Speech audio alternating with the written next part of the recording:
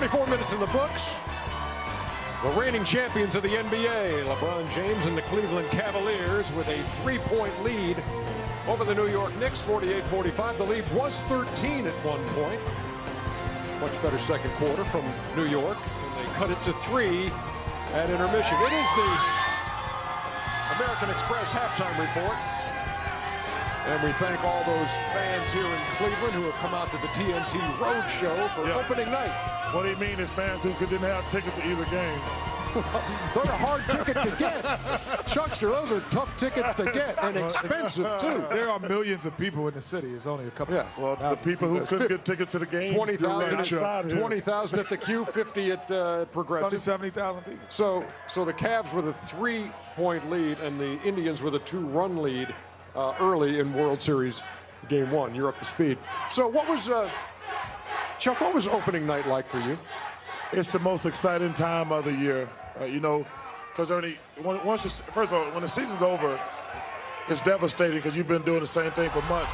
But it's just a new excitement because every year is totally different. Some years you're on a bad team, some years you're on a good team.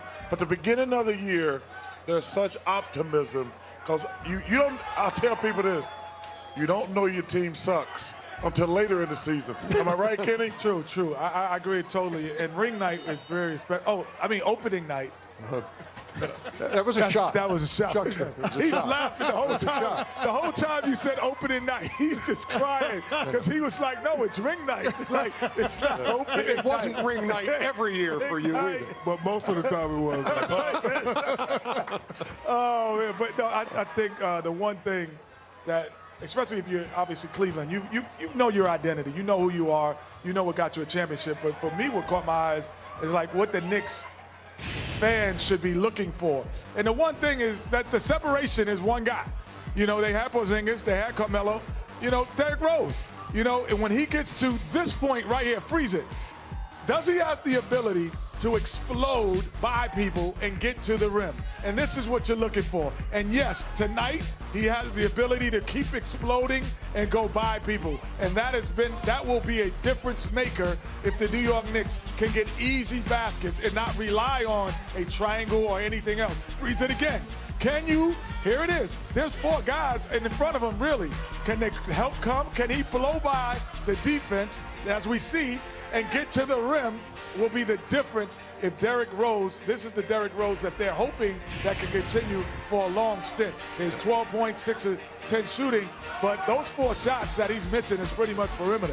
When he gets into that lane, he is the most dangerous as any guard has ever been other than Russell Westbrook this year, and he will be. And you don't like that assist-to-turnover ratio in the first half. 4 turnovers, 1 assist for Rose. So Kenny points out, you got Rose, you got Noah new to that mix. You got Melo, who had 13 points in the first half. You also got Kristaps Porzingis in his second year now. Second year, pretty good first year. The key is if he can remain healthy. He does a lot of good things well for a big guy. He's very active, always around the basket. Right here, just tip it. Use your length to get it right here. Right here, good defense right here. This is what they need.